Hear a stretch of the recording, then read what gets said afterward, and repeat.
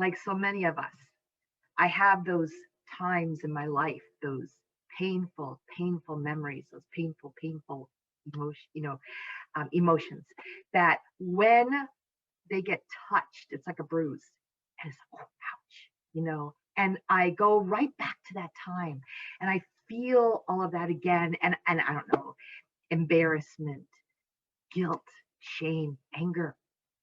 I'm right back in that moment. And so my natural reaction is to pull back. If I burn myself on the stove, what do? I pull back. And so my natural reaction through my life has been, oh, put that back down, put that back down, forget it, switch my brain to another thought. And what I've come to understand, oh, that's funny. I'm a recovering alcoholic, okay? And so I often refer to my journey as my recovery. But what I was just going to say is, what I often have come to understand in my recovery as a human being, in my recovery from humanness, okay, is that if I'm going to heal from it, I need to go through it, and I need to be in it one more time. But instead of being in it as a scared or vulnerable individual, I need to be in it as a soul who is looking upon that moment in my life, okay, as just what it is. It's a moment in my life. And it's not the definition of my life. And it's not, oh, I don't know, the description of who I am as a person. It is something that happened in one moment of a whole life. Actually, in my whole dash. Cecelia, that was so wonderful. And I love that part in Cecilia's reading where it said, if we treat others with respect. And we forget when we pull back and we look at our lives that we are nothing more than others, right? We are one more of those people, those individuals that we need to treat with respect. And oftentimes, when I say, oh, I don't want to feel that, I'm putting it back down, I am not giving myself the respect that I would give to Martin, or I would give to Barbara, okay, or Cecelia, or Dave and Jean, by saying, let me hear your story and let me help you see how perhaps you did a better job than you think you did, or let me help you see the true size of what it is, and not a mountain, but perhaps a molehill. Does this make sense? Is this make sense? And so I will do that for others. I'll do it for Spencer. I'll do it for Heather, but I won't do it for myself. And see, that's the beginning for me of healing. When I do for myself what I would so freely do for Alex or Sharon, that's the beginning of healing. And then I've come to understand that if I will sit with that moment and truly process it, okay, and not hold on to it, the key is to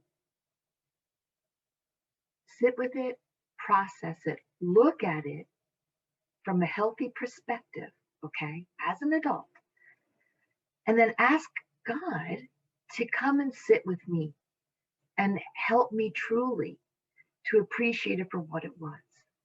And then just let it go, and I say, just let it go. I am the queen of holding on. I just want it to be understood. I am the queen of holding on to that baby. All right. And I have a thing where I have a mental filing cabinet and I file all my grievances. Usually they're against me, right? But I file all my grievances because I never want to forget. And under the guise of, I'll never let that happen again. Really? How many times? Over and over. Okay. But I hold on to those things. And I've come to understand that if I just take it out of the filing cabinet and I look at it and I let it go, I don't need it anymore. And My filing cabinet, I have about 4 drawer filing cabinet. I have a lot, but I'm ready now, and I have started now that when those moments come up where I just want to die a little inside because I remember and I'm right back there again, and I'm ready to hurt myself all over again by re-experiencing that. And now we know it's a thing. It's a biochemical reaction in our brains. It's a thing, right? Because it's written in Facebook, so it makes it true. All right. But now, if I will just be in that moment, look at it from my soul's perspective, and then I can just say, I let it go. And I picture it, oh, I don't know, like a balloon flying away, or something I burn in my campfire. But I let it go because I know I don't have to carry it with me anymore. And so the self-healing is a process of unpacking my suitcases and then putting those suitcases where they belong, empty and away. And so I just wanted to share this today with how I have learned to start freeing myself, and freeing begins with healing. Because, I had said earlier this week to somebody, it was one of those moments, we have wisdom, you know, and I said, even in an airplane, they tell you put your own oxygen mask on first, because otherwise you won't be able to help the person next to you. And I'm so free to help everybody else, right? But if I don't do the self-care that's necessary to keep me present as a villager to work with villagers, I'm handicapping myself. I'm cutting off a limb. I'm making myself less, um, I don't know, usable, helpful, you know? And so I guess that's what I wanted to share this morning was the value, is the true value. Because when we heal ourselves, we then empower ourselves to be God here. And isn't that what we truly have come to be? Isn't that who we truly are? Aren't each of us part of God? And when we came, didn't we come with the understanding and the intent to be God here on earth so that we could be God to others when they weren't able to be God to themselves? And so that's my inspirational talk for today.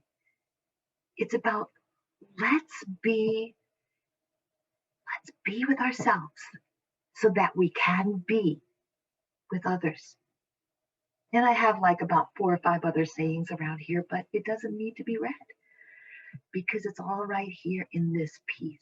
And when I look around, I just look at all these pieces of God, and I just love it so much, because when we come together in these Sunday mornings, we really do come together and we empower ourselves to be more than who we are separately. And so thank you for letting me share this morning just a piece of inspiration. And thank you for the love that all of us come to share together. God bless us all. Amen.